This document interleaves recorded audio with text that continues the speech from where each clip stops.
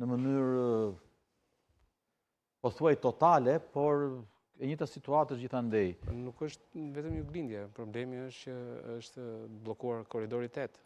Para një jave ne kemi pasur një deklaratë përbashkët të vendit rajonit të shpallur korridori 8, aset i veçantë i NATO-s. Korridori 8. Me deklaratën e përbashkët që ka qenë këtu. Dhe ti ke prishur një aset të veçantë të NATO-s, e ke nxjerrë jashtë funksionit. Në Shqipëri dhe kjo është më shumë imagjinare i korridorit 8, sepse nuk është vetëm ky problemi. Korridori 8 ka problemin që në portin e Durrësit. Po pikërisht, porti Durrësit, porti Vlorës, sepse njerëzit e kanë mbase ajo që është Via Egnatia dikur ka pasur dy porte. Ka qenë porti i Durrësit dhe porti i Apollonisë. Dhe dyja rrugët shkonin, takoheshin Peqin e pastaj vazhdonin rrugën e Egnatia. Paka shumë e njëjta gjë do ishte edhe korridori 8 tani. Kishte portin e Durrësit dhe portin e Vlorës, bashkoheshin në hyrje të Elbasanit dhe vazhdonte korridori 8.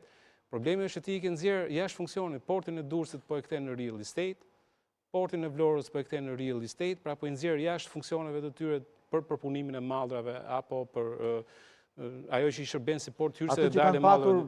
Atë që kanë pasur prej 1000 vjeçarës që kanë nxjerrë jashtë funksionet dhe për më tepër nxjerrë jashtë funksionet të rrugën. Domethënë gjithë i korridori 8 që nga porti deri në pikën e daljes është jashtë funksionit dhe kjo është domethënë është një cënim i sigurisë